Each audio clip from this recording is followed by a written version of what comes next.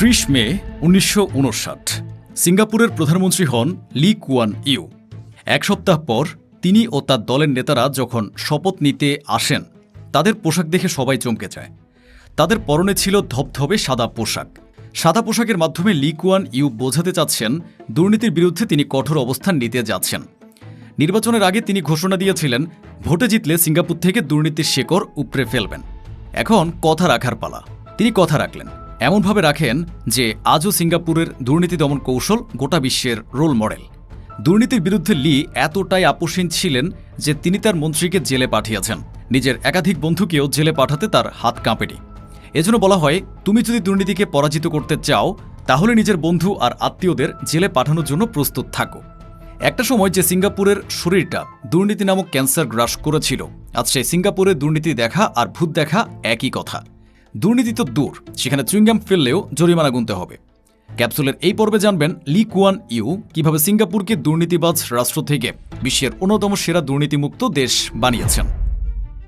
জন্মের পর সিঙ্গাপুর আজকের মতো ধনী ছিল না, তাদের দরকার ছিল বিদেশি বিনিয়োগ। কিন্তু দেশে যতদিন দুর্নীতি থাকবে ততদিন বিদেশি বিনিয়োগ আসবে না। এজন্য 1960 সালের 17 জুন সিঙ্গাপুরের পার্লামেন্টে পাশ হয় একটা নতুন আইন, নাম প্রিভেনশন অফ করাপশন অ্যাক্ট, সংক্ষেপে PCA, বাংলায় যাকে দুর্নীতি প্রতিরোধ আইন বলে। এই আইনের মাধ্যমে সিঙ্গাপুরের দুর্নীতি দমন সংস্থা তথা CPIB এমন ক্ষমতা পায় যা আগে কখনো ছিল না। প্রথমত, CPIB এর কর্মকর্তারা এখন বিনা ওয়ারেন্টে কাউকে গ্রেফতার করতে পারবে। দ্বিতীয়ত, তারা কারো ব্যাংক হিসাব আর সম্পত্তির তথ্য সরাসরি দেখতে পারবে। তৃতীয়ত, যদি কারো কাছে তার আয়ের তুলনায় অস্বাভাবিক বেশি সম্পদ দেখতে পাওয়া যায় আর তিনি তার ব্যাখ্যা দিতে না পারেন, তবে এটাকে দুর্নীতির আয় ধরা হবে। শুধু তাই নয়, সিঙ্গাপুরের কোনো নাগরিক বিদেশে গিয়ে দুর্নীতি করলেও তাকে সিঙ্গাপুরের আইনেই বিচার করা হয়। দুর্নীতি বিরোধী সংস্থা CPIB-কে রাখা হয় সরাসরি প্রধানমন্ত্রীর দপ্তরের অধীনে। ফলে এই সংস্থা নিয়ে মানুষের মনে ভয় ছিল। চমক এখানেই শেষ না। যদি কখনো খোদ প্রধানমন্ত্রী তদন্তে বাধা দেন, তাহলে CPIB প্রধান সরাসরি দেশের নির্বাচিত প্রেসিডেন্টের কাছে যাবেন অনুমতি চাইতে। প্রেসিডেন্ট অনুমতি দিলে প্রধানমন্ত্রীর বিরুদ্ধেও তদন্ত হবে। এখন ভাবুন, যে দেশের প্রধানমন্ত্রী নিরাপদ না, সে দেশে কে দুর্নীতি করবে? অনেকে মনে করেন লি কুয়ান ইউ রাজনীতিবিদ ও সরকারি কর্মকর্তাদের প্রতি খুব বেশি কঠোর ছিলেন। আসলে তা না, তিনি সবার দুর্দশা বুঝতেন। তিনি জানতেন সরকারি কর্মকর্তারা ঘুষ ছাড়া যে বেতন পাচ্ছে তা দিয়ে সংসার চালানো কষ্টের। এজন্য তিনি সরকারি চাকরিজীবী আর মন্ত্রীদের বেতন অনেকটা বাড়িয়ে দেন। বর্তমানে সিঙ্গাপুরের একজন মন্ত্রীর বেতন মাসে প্রায় 46,000 সিঙ্গাপুর ডলার। তুলনা করলে দেখা যায় সিঙ্গাপুরের একজন সাধারণ কর্মীর মাসিক আয় প্রায় $4,000। মানে একজন মন্ত্রী একজন সাধারণ মানুষের চেয়ে প্রায় 11 গুণ বেশি বেতন পান। শুধু দুর্নীতি কমানোর জন্য এত বেতন দেওয়া হয় না, মেধাবীরা যাতে সরকারি চাকরিতে ঢুকতে আগ্রহ পায় সেটাও মাথায় রাখা হয়েছে। তবে এত বেতনের পরও যদি কেউ দুর্নীতি করে তাহলে পরিণাম কতটা ভয়াবহ সেটা একটু পরেই জানবেন। 1960-এর দশকে CPIB বিশাল অভিযানে নামে। এই অভিযানের নাম চাপ জিকি অভিযান। চাপ জিকি ছিল সিঙ্গাপুরের সবচেয়ে বড় অবৈধ লটারি সিন্ডিকেট, যেটা বছরের পর বছর ধরে চলছিল পুলিশের নাকের ডগায়। তদন্তে বের হয়ে আসে বিভিন্ন পদের 67 জন পুলিশ সদস্য এই সিন্ডিকেটকে আড়াল করার বিনিময়ে নিয়মিত টাকা নেয়। এরপর কনস্টেবল থেকে পুলিশের বড় কর্মকর্তা সবাইকে শাস্তির আওতায় আনা হয়। এই অভিযানের মাধ্যমে পুরো সিঙ্গাপুরের পুলিশ বিভাগ নড়ে চড়ে বসতে বাধ্য হয়। পুলিশের পর লি তার আপন লোকদের বিরুদ্ধেই অভিযান শুরু করে। ট্যান কিয়া গ্যান ছিলেন সিঙ্গাপুরের জাতীয় উন্নয়ন মন্ত্রী। 1966 সালের আগস্টে CPIB তার বিরুদ্ধে তদন্তে নামে। অভিযোগ ছিল তিনি তার এক ঘনিষ্ঠ ব্যবসায়ী বন্ধুকে মালয়েশিয়ান এয়ারওয়েজের কাছে একটা বোয়িং বিমান বিক্রি করাতে সাহায্য করেছেন, আর এর বিনিময়ে তিনি পেয়েছেন 70% মালিকানা। 1966 সালের নভেম্বরে তাকে সবগুলো সরকারি পদ থেকে সরাসরি সরিয়ে দেওয়া হয়। এটা তো কেবল শুরু ছিল। এরপর আরও কিছু মন্ত্রীর মন্ত্রিত্ব গেছে। 1975 সাল, সিঙ্গাপুরের পরিবেশ মন্ত্রী তখন উই টুন বুন। উন্নয়নমুখী মন্ত্রী হিসেবে তার সুনাম ছিল, কিন্তু CPIB তার বিরুদ্ধে তদন্তে নামে। তিনি এক ইন্দোনেশিয়ান বিল্ডার্স কোম্পানির মালিকের কাছ থেকে ঘুষ নিয়েছিলেন। বিনিময়ে সেই ব্যবসায়ীকে সরকারি সুবিধা পাইয়ে দিয়েছিলেন। ঘুষের পরিমাণ ছিল প্রায় $6 লাখ বেশি। শুধু নগদ টাকাই না, সেই ব্যবসায়ী তাকে একটা পুরো বাংলো বাড়িও উপহার দিয়েছিল। তদন্তের পর টুনবুনকে আদালত দোষী সাব্যস্ত করে 4 বছর 6 মাসের কারাদণ্ড দেয়। পরে আপিলে এই সাজা কমিয়ে 1.5 বছর করা হয়। এটাই ছিল ইতিহাসে প্রথমবার যখন সিঙ্গাপুরের একজন মন্ত্রী পর্যায়ের রাজনীতিবিদ দুর্নীতির দায়ে কারাগারে যান। একজন মন্ত্রী যখন জেলে যান তখন নিম্ন পদের কেউ দুর্নীতির সাহস দেখায় না। দুর্নীতিবাজরা সাধারণত দেশ ছেড়ে পালিয়ে গেলে বেঁচে যান, কিন্তু সিঙ্গাপুরে এটা চলে না। 1979 সাল, সিঙ্গাপুরের সবচেয়ে বড় শ্রমিক সংগঠন ন্যাশনাল ট্রেডস ইউনিয়ন কংগ্রেসের প্রধান এবং এমপি ছিলেন ফেই ইও কক। তিনি শ্রমিক সংগঠনের তহবিল থেকে বিশ্বাসঘাতকতা করে টাকা সরিয়ে নিয়েছিলেন। শ্রমিকদের ভবিষ্যৎ নিরাপত্তার জন্য রাখা অর্থ তিনি নিজের প্রয়োজনে ব্যবহার করেছিলেন। কিন্তু বিচার শুরু হওয়ার আগেই 1980 সালে তিনি দেশ ছেড়ে পালিয়ে যান। এরপর শুরু হয় এক দীর্ঘ পলাতক জীবন। 35 বছর ধরে তিনি বিদেশে আত্মগোপন করে থাকেন। সিঙ্গাপুরের ইন্টারপোলের মাধ্যমে তার খোঁজ চলেছিল বছরের পর বছর। অবশেষে 2015 সালের 81 বছর বয়সে বার্ধক্য আর দীর্ঘদিনের পলাতক জীবনে ক্লান্ত হয়ে তিনি নিজেই থাইল্যান্ডের ব্যাংকক শহরে সিঙ্গাপুরের দূতাবাসে গিয়ে আত্মসমর্পণ করেন। সিপিআইবি তার পুরনো মামলা নতুন করে খোলে। দেখা যায় যে টাকা তিনি সরিয়েছিলেন তার পরিমাণ প্রায় $4,50,000। মূল অভিযোগে যে পরিমাণের কথা বলা হয়েছিল তার চেয়ে প্রায় 5 গুণ বেশি। তাকে মোট 34টি অভিযোগে দোষী সাব্যস্ত করা হয়। এ ঘটনায় দেখিয়ে দেয় সিঙ্গাপুরের আইন কখনো সময়ের সাথে দুর্বল হয় না। 35 বছর পরেও বিচার চলে, ফাইল বন্ধ হয় না। এবারের ঘটনায় আরও বড় চমক আছে। 1986 সাল, সিঙ্গাপুরের জাতীয় উন্নয়ন মন্ত্রী তেহ চিয়াং ওয়ান, তিনি শুধু মন্ত্রী ছিলেন না, প্রধানমন্ত্রী লি কুয়ান ইউয়ের খুব ভালো বন্ধুও ছিলেন। সিঙ্গাপুরের মানুষকে বস্তি থেকে ফ্ল্যাটে তুলে আনার পেছনে তেহ চিয়াংয়ের বড় ভূমিকা ছিল।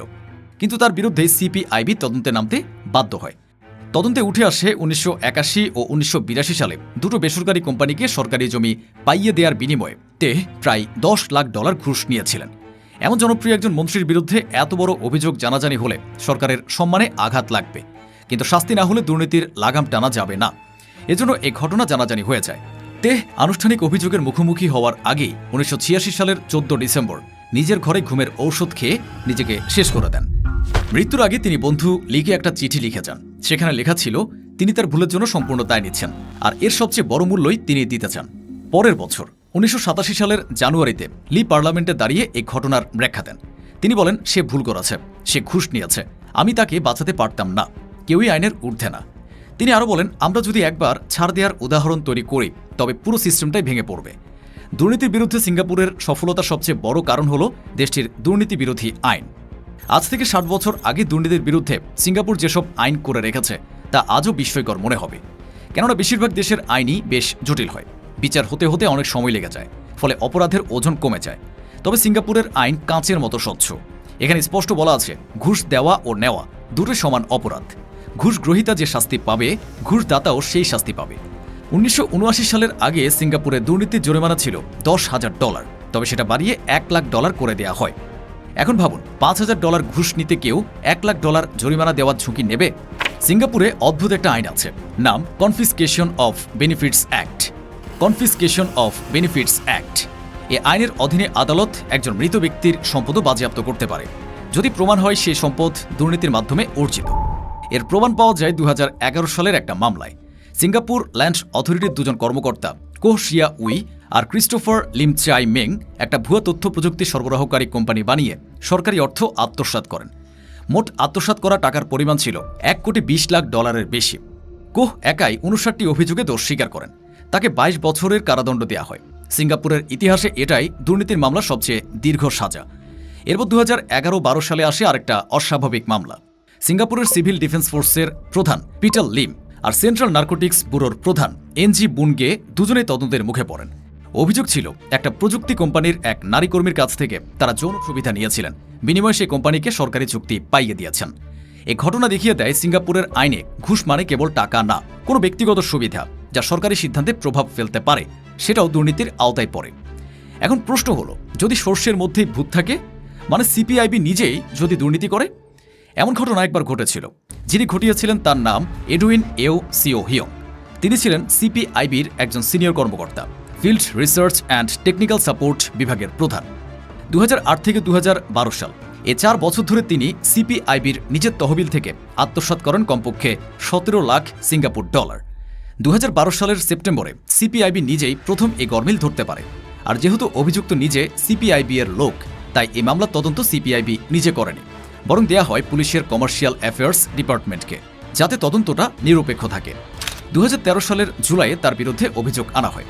দুর্নীতির অর্থ দিয়ে তিনি মারিনা বে স্যান্ডস ক্যাসিনোতে জুয়া খেলেছিলেন। তাই 2014 সালের ফেব্রুয়ারিতে তাকে 10 বছরের কারাদণ্ড দেয়া হয়। আজ সিঙ্গাপুরের পুরো ব্যবস্থাটাই এমন যে এখানে দুর্নীতি করে বাঁচার সুযোগ নেই। সিপিআইবির কাছে অভিযোগ করার পদ্ধতি অত্যন্ত সহজ করে রাখা হয়েছে। ওয়েবসাইটে গিয়ে অভিযোগ করা যায়, সরাসরি অফিসে গিয়ে অভিযোগ করা যায়, ফোন করে অথবা চিঠি লিখেও অভিযোগ করা যায়। 2017 সালে সিঙ্গাপুরে চালু হয় corruption reporting and heritage centre. এখানে মানুষ প্রদর্শনী ঘুরে দেখে, সিঙ্গাপুরের দুর্নীতি বিরোধী লড়াইয়ের ইতিহাস সম্পর্কে জানতে পারে, মানে দুর্নীতি বিরোধী জাদুঘর। 2019 সালের তথ্য বলছে, সে বছর সিপিআইবির কাছে আসা 350টি অভিযোগের প্রায় 40% ছিল নাম প্রকাশ না করা অভিযোগ, মানে 60% মানুষ ভয় না পেয়ে দুর্নীতির কথা জানাতে পারে। লি কুয়ান ইউ একবার বলেছিলেন, দুর্নীতির বিরুদ্ধে জনসমর্থন এমনি এমনি আসে না, এটাই জিততে হয়। আর এটা জেতার সবচেয়ে ভালো উপায় হলো যে কেউ দুর্নীতি করুক, বর্ণ, ধর্ম বা পদ যাই হোক না কেন, তার বিরুদ্ধে সফল ব্যবস্থা নেওয়া। এই বিশ্বাসটাই যুগ যুগ ধরে সিপিআইবির কাজের মূল মন্ত্র হয়ে থেকে গেছে। সিঙ্গাপুরের এই দুর্নীতি দমন মডেল এতটাই কার্যকর প্রমাণিত হয়েছে যে অন্য দেশগুলো এটা অনুসরণ করতে শুরু করে। 1974 সালে হংকং তাদের নিজস্ব দুর্নীতি বিরোধী সংস্থা গঠন করে, নাম ইন্ডিপেন্ডেন্ট কমিশন এগেইনস্ট করাপশন। এই সংস্থার গঠন প্রক্রিয়ায় সরাসরি সিঙ্গাপুরের সিপিআইবি মডেল অনুসরণ করা হয়েছিল। প্রধানমন্ত্রীর দপ্তরের সরাসরি অধীনে রাখা, বিনা পরোয়ানায় তদন্তের ক্ষমতা, সবকিছু সিঙ্গাপুরের আদলে তৈরি।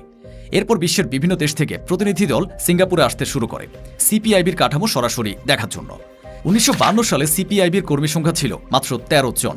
2020 সালে এসে এ সংখ্যা দাঁড়ায় 234 জনে, প্রায় 11 গুণ বৃদ্ধি পেয়েছে। আর বাজেটের কথা বললে 1978 সালে সিপিআইবি এর বার্ষিক বাজেট ছিল 10 লাখ সিঙ্গাপুর ডলারের কিছু বেশি। 2020 সালে এসে এই বাজেট দাঁড়ায় প্রায় 5 কোটি ডলারে, অর্থাৎ প্রায় 48 গুণ বেশি। এভাবেই একটা দেশ থেকে দুর্নীতি দূর করতে হয়। সবচেয়ে বড় কথা, যিনি দুর্নীতি নির্মূলে নেতৃত্ব দেবেন তাকে আপোষহীন হতে হবে।